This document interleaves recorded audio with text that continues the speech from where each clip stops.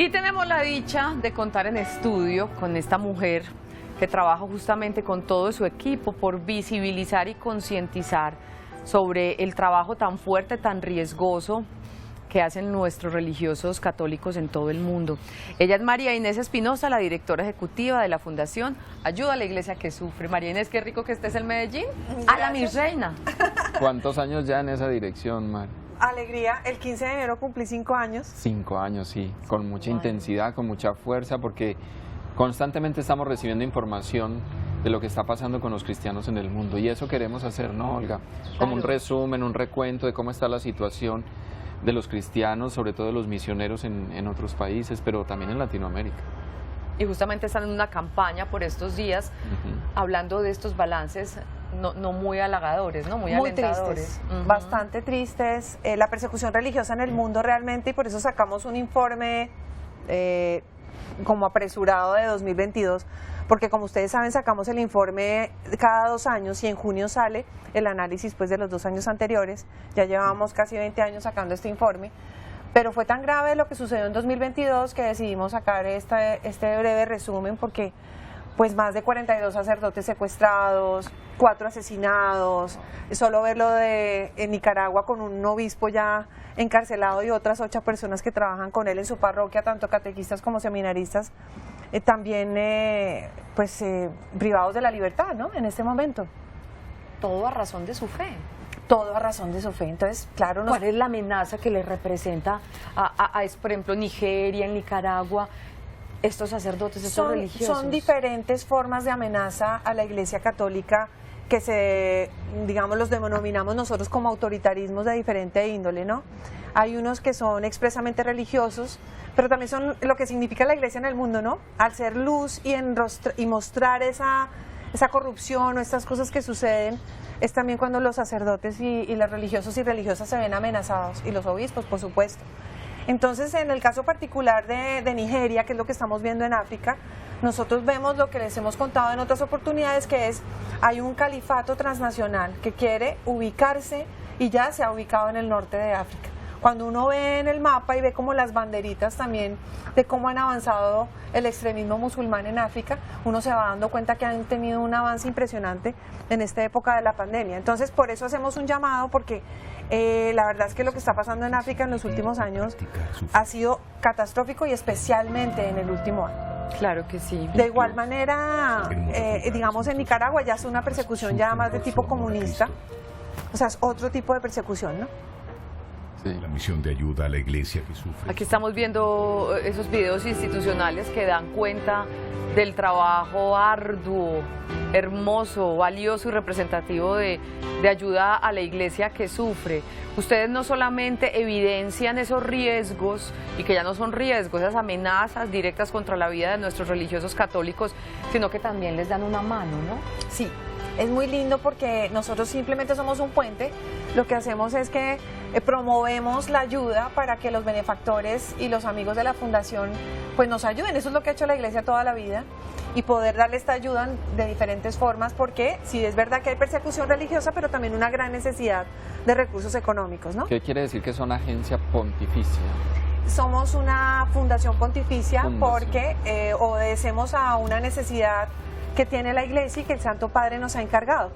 O sea, respondemos expresamente a ayudar a la Iglesia perseguida y necesitada, y a ayudar en los recursos para la pastoral en lugares donde hay necesidad para recursos económicos. ¿Cómo se acopian esos recursos y cómo finalmente le llega a las comunidades que están sufriendo? Eso es muy bonito, porque las mismas comunidades que tienen una necesidad de sostener un sacerdote o religiosas, o los obispos mismos, nos hacen la solicitud de los proyectos. Eso va a un departamento de proyectos en Alemania, donde ellos analizan. Nosotros en este momento estamos ayudando en 140 países, y tenemos un equipo importante en el departamento de proyectos para poder conocer las realidades. ¿Un proyecto es, por ejemplo, que hay una comunidad perseguida en tal país? Bueno, en particular cuando es perseguida, sí, claro. Por ejemplo, en Siria, el obispo de Alepo manda una solicitud y dice: yo necesito unos recursos para poder sostener a mi comunidad, porque tenemos un afán de alimentación o de subsistencia. En Colombia, por ejemplo, que no hay persecución, es los estipendios para que un sacerdote en misión pueda seguir ejerciendo su misión. Qué bonito. O un carro, Sí. o una moto, o una lancha, ¿no? Sí. Algo que necesiten. Un motor para la lancha. Un motor para la lancha. Entonces, el sacerdote hace la solicitud, se escribe el proyecto. El señor obispo. Siempre a través del obispo. Siempre a través del obispo, si es un sacerdote incardinado con un obispo. Cuando son comunidades religiosas lo pueden hacer directamente. Ah, qué bien, maravilloso. ¿Y cuántos proyectos en Colombia, por ejemplo? Ah, sí, en Colombia yo creo que tenemos alrededor de unos 250 proyectos al año Sí, que se aprueban. muchísimos. Y estamos hablando de que a Colombia llegan casi 3.000 millones de pesos al año de ayudas a comunidades. Y eso todo se logra por los benefactores. Y en la medida que tengamos más, pues podemos ayudar más, porque hay proyectos que no se pueden aprobar. Ahí estamos viendo ese video supremamente claro, muy bien realizado, entre otras cosas, donde muestran cifras justamente y ítems en particular, donde se muestra la labor de la Fundación Ayuda a la Iglesia que Sufre. Aquí hay, en este boletín de prensa de esta campaña que ustedes están haciendo, dice, más de 646 millones de cristianos viven en países donde no se respeta la libertad religiosa, sufren discriminación y respetos, que no son solo sacerdotes, son también nosotros los que profesamos esa religión en esos países. Así Qué duro, ¿no? Es muy duro porque lo que estamos viendo, o digamos la necesidad que tenemos nosotros de informar es que se denuncie y que hagamos algo al respecto. Nosotros estamos haciendo un trabajo de lobby constante también en instituciones transnacionales también, como la ONU y otros, para hacer visible esto, ¿no? Porque a veces cuando uno habla de religión, entonces es como si fuera otra categoría, no me hables de esto, no me hables de lo... Eso es discriminación. Cuando uno llega a una reunión en donde le dice, mira, no me hables de esto, o tú no tienes la capacidad de ejercer un cargo o una acción política, porque es que te descalifican porque eres una persona practicante de alguna religión, Wow. Eso es una discriminación gigantesca. Por eso la discriminación, para llegar uno, digamos, hasta el genocidio, pasa por como 4 niveles. Es tan importante conocer eso, porque cuando uno se va dando cuenta, como dice Marcela Szymanski, que es la que desarrolla el informe de libertad religiosa, dice, cuando uno se da cuenta ya no tiene techo. Te fueron quitando de teja en teja y ya te quedaste sin techo. Pero hay casos maravillosos, por ejemplo el caso de la hermana Gloria, que estuvo con nosotros aquí en el programa sí, contando su tan testimonio. hermoso.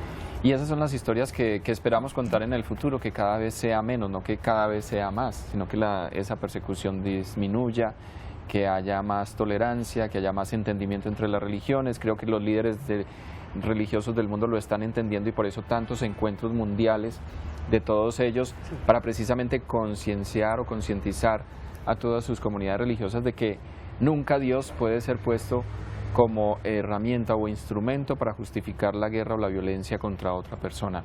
De ningún lado, porque también la iglesia nuestra ha sido perseguidora en otros tiempos, creo Total. que ya aprendimos la lección y nunca nuestra iglesia jamás, porque no es el pensamiento de Jesús, nunca podemos perseguir a alguien a causa de su pensamiento. Entonces, de ningún lado. Dios nos ha hecho a todos iguales y quiere que vivamos en armonía.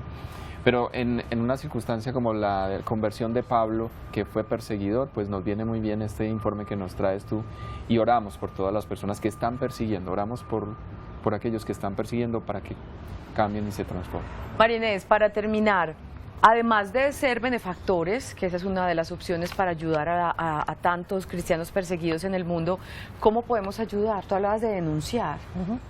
Sí, yo creo que, bueno, la oración fundamental, orar Básica. por los que están ofreciéndose y derramando su sangre por nosotros. Replicar lo que nosotros tenemos también en las redes sociales en cuanto a las denuncias, porque es que Ok. hace 10 días mataron a un sacerdote nigeriano e incineraron su capilla. Dios santo. En fin, esto es una cosa constante. Entonces, si nosotros replicamos eso, como que lo hacemos visible, entonces son como esas 3 patas, ¿no? La oración, informar y denunciar eso, ¿cierto? Replicarlo y, por supuesto, ayudar. Ve, ahí tenemos una labor bien importante. María Inés, gracias por venir y gracias por la labor tan hermosa que hacen en ayuda a la iglesia que sufre. Gracias a ustedes que siempre con tanto cariño nos reciben. No, y ustedes que son nuestros aliados Santo de quincenales. devoción.